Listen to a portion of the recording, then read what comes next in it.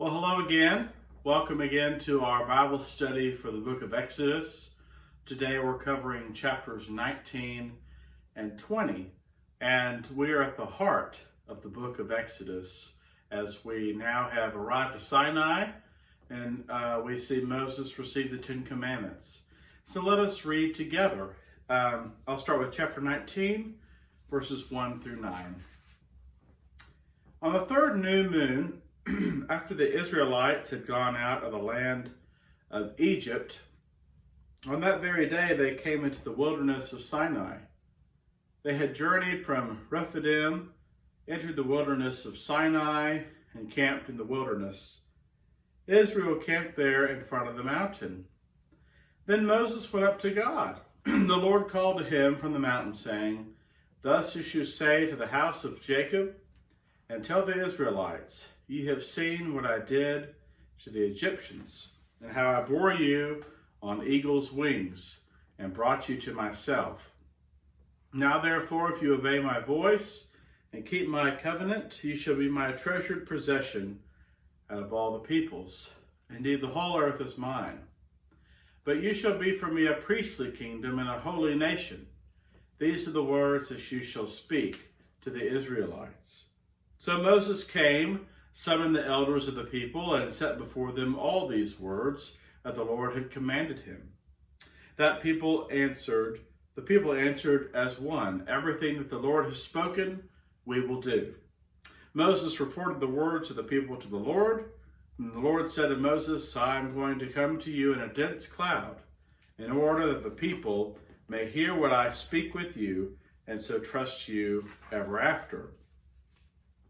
So, like we said, this is Moses and the Israelites arriving to Sinai, and they're at the base of the mountain of God. And here is where we're going to encounter this long period of time here, as there's interactions between Moses and Yahweh, the receiving of the Ten Commandments, the receiving of all the other laws that come after that, and rules and regulations. So we see the setting described and the timetable established here. But what is important is that they have arrived at the mountain. Significance is because this mountain of God is basically kind of a symbol of where heaven and earth meet. It makes total sense, doesn't it? Remember when the Tower of Babel, and those that were building the Tower of Babel, what were they doing that for? They were building that so they could get into the heavens. Well, here, this mountain of God is where heaven and earth meet. You can imagine that. So, God then speaks to Moses. He shares a word about their liberation from Egypt. We see this metaphor of God as an eagle, a guardian and protector. And what follows is basically a contractual arrangement that is shared. There's this if word that's shared in the text. It's used for the purpose of establishing commands to be followed to have the privilege of being God's people. So basically, the people of Israel can choose to obey or not to obey. And if they do obey, then they will be God's chosen people.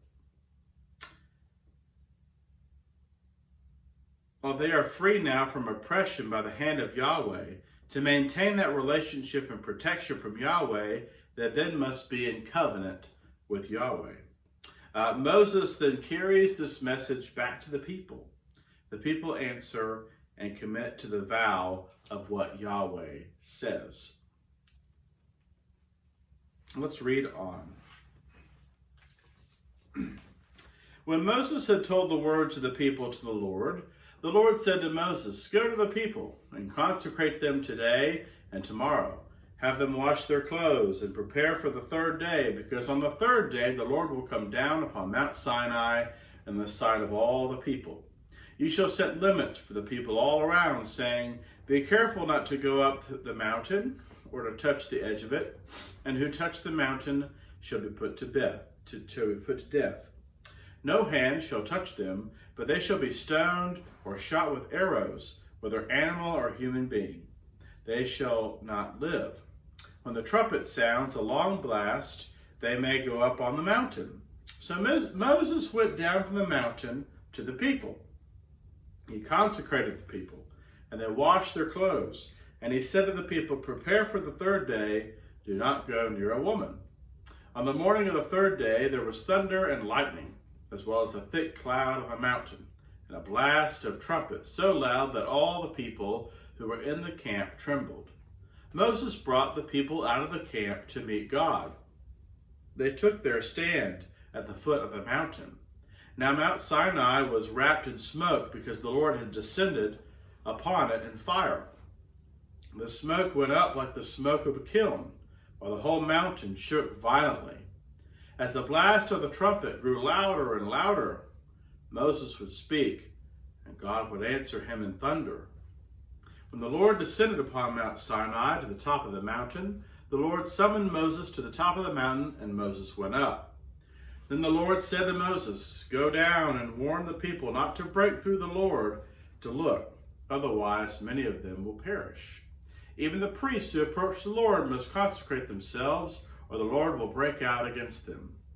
Moses said to the Lord, "The people are not permitted to come up to Mount Sinai, for you yourself warned us, saying, 'Set limits around the mountain and keep it holy.'" The Lord said to him, "Go down and come up, bringing Aaron with you. But do not let either the priests or the people break through to come up to the Lord. Otherwise he will break out against them." So Moses went down to the people and told them. So Yahweh will now come to them, to the people of Israel. A cloud of mystery kind of shrouds the mountain, and while they cannot see Yahweh, they will hear Yahweh.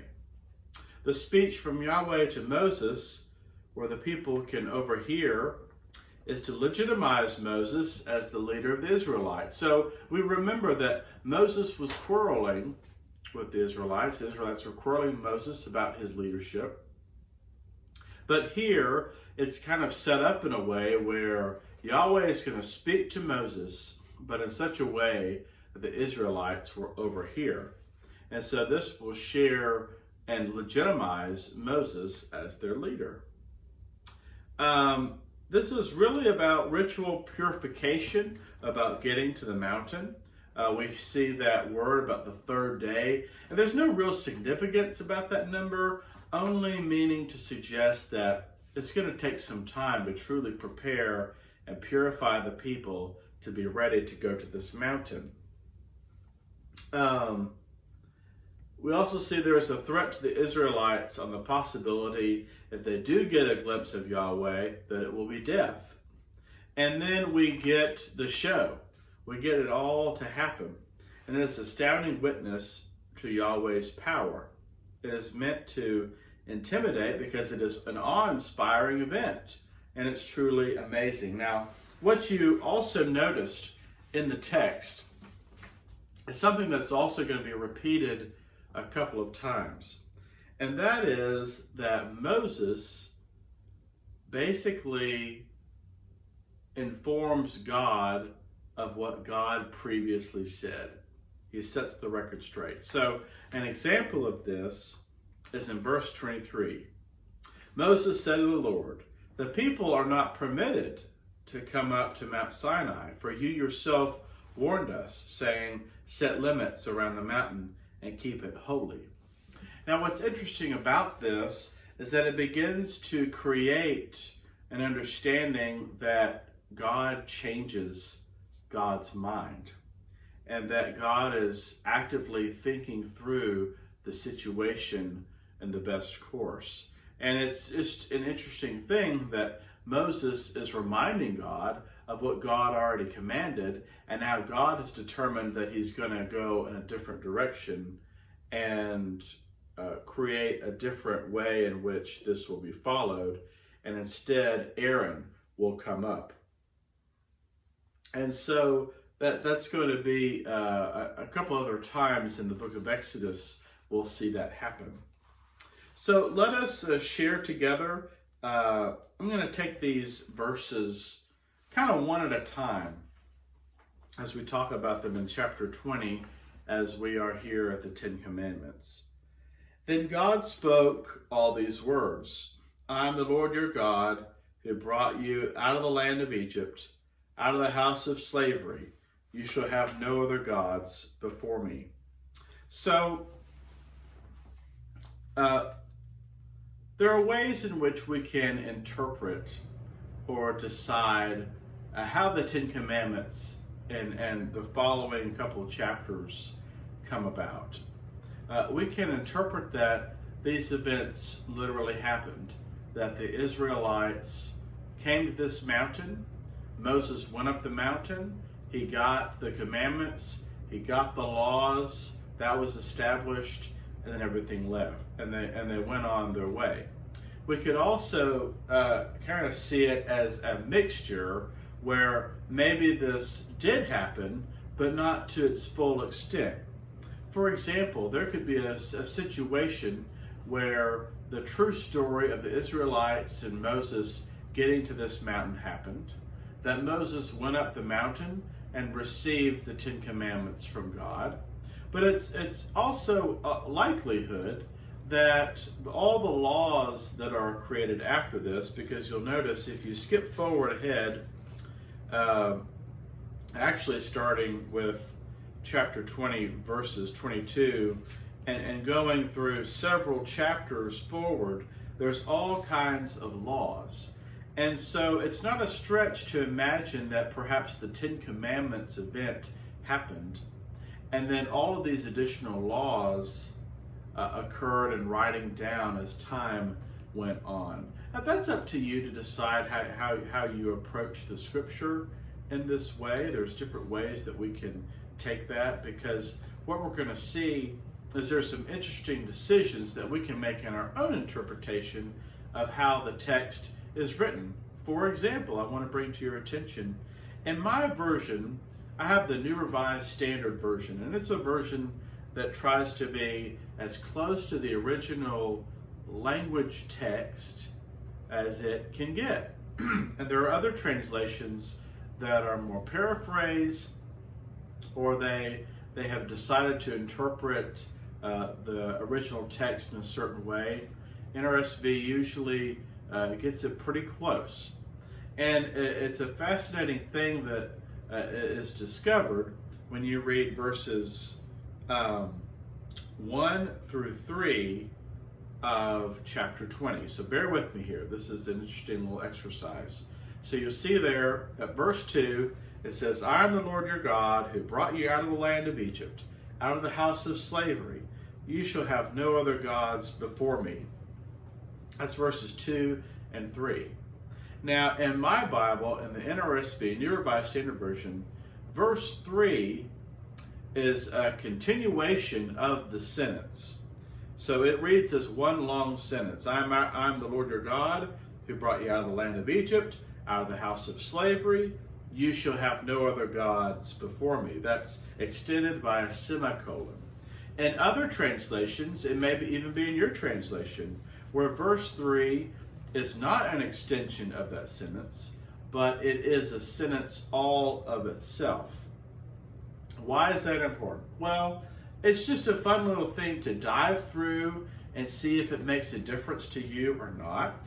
Because what we can then understand is that if you want to interpret what's written here, where verse 3 is connected to the previous sentence, then it's largely thought that that whole phrase, I'm the Lord your God who brought you out of the land of Egypt, out of the house of slavery, you shall have no other gods before me. It's kind of like a preamble. It's kind of like this overarching statement about who God is and what God expects. And it kind of conditions us to be prepared for what the commands are to come. So you could link that together, which would kind of mean that you should have no other gods before me isn't really an official commandment, but really a linking statement with this kind of preamble about who God is and what God expects. And that the commandments actually start with verse 4, which would mean there would be 9 commandments that are listed there instead of 10. So it's kind of a mind world. This is just something to share to you. Maybe you care about it, maybe you don't. Just there are people out there that might like that. Now, obviously, the traditional way to interpret the 10 commandments is that verse 3 is the first commandment. You shall have no other gods before me. And then you have verses 4 through 6. And let's read those real quick.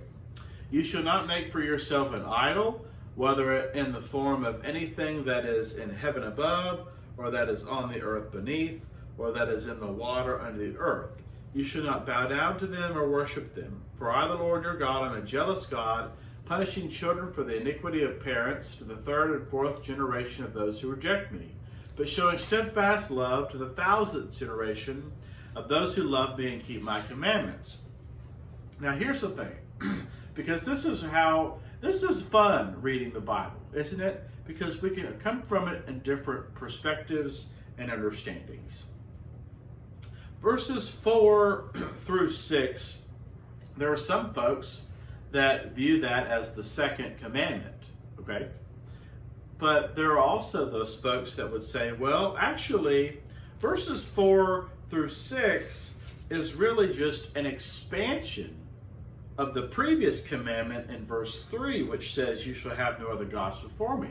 It says, you shall have no other gods before me. And then it goes in to talk about idols and making these images and not worshiping that. And so sometimes people will connect those together and say, well, really, they're just expanding on the commandment. So then in that case, people will still say, oh, there's not 10, there's 9. You know, it's just fun. We just figure it out. We work through it. We talk through it. It's kind of interesting to analyze it all. However, my interpretation of verses 4 through 6, which isn't a unique interpretation, there are others out there that have shared this opinion, is that it's best, this is actually the second commandment. This isn't just an extension of the previous commandment of no other gods, but there's a purpose behind of why this is specifically stated in a separate commandment. And the reason has to do with that word idol. Walter Brueggemann argues that really we should read that more as image instead of idol, because when you use the word idol, it does seemingly link it back to the previous commandment of no other gods, where this is more talking about images. And if you think about this, it makes sense, okay? Because Yahweh is a God that does not want to be depicted by images or carvings or symbols or any of that. That's true throughout Israelite religion and the Jewish faith, that there's no real image of God. And the reason they believe that is because that any humankind creation of an image of God is going to actually reduce God's status. Because if you can reduce God's status to just one little symbol or one little graven image to represent God, then that has actually desecrated God. That's their argument behind why they believe that there should be no images of God, no symbols of God, no carvings or markings or paintings of, oh, I think God looks like this. Oh, well, I think God looks like this. Instead, what the Old Testament usually does is it describes God. It describes God's behavior. It describes what God acts like. But to actually create an image that represents who God is to diminish God in their view. So that is why the second commandment is so important, is because they want to establish how essential it is that there's no image that comes and replaces God. I do want to go back and mention that you shall have no other gods before me is a very powerful statement, because at this time there are all kinds of religions, all kinds of belief systems in different parts of the world, and almost universally there's the belief of multiple gods. Even people that are Israelites who worship and believe and put their faith in Yahweh still believe that there are other gods that exist. They're less than and diminished and not equal to Yahweh in any way, but they still believe, because you shall have no other gods before me is not a statement of monotheism, of the worship of that there's only one God that exists, but it's a statement of jealousy. If you remember when he's talking about the images that are created of him or other gods, God, Yahweh is a jealous God. And what would he have to be jealous of if there aren't lesser gods? So that's the understanding at this time of the writing of the story, that there are other gods out there. What's significant is that the God of Israel is having the people of Israel choose to worship Yahweh alone.